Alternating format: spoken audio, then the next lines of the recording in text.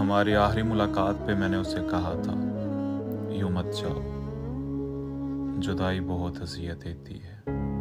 और वो पल, वो लम्हा मुझे आज भी याद है कि जिस तरह मेरे एहसासात को रौंदा गया। ये बिल्कुल ऐसे ही था जैसे सिंध में वडेरे मुतकबराना अंदाज में अपने मज़ारों की इज़्ज़त नफ्स और एहसासात को अपने पाँव की हक के बराबर भी नहीं समझते। कुछ इसी तरह की बेहिसी का मामला हमारे साथ भी पेश आया था।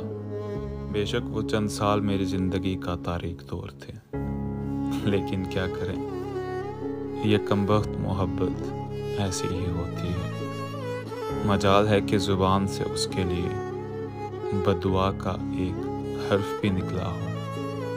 हाँ, उसे शिकवा ज़रूर था, लेकिन मेरा खुदा जानता है मैंने कभी उसका बुरा ना चाहा था।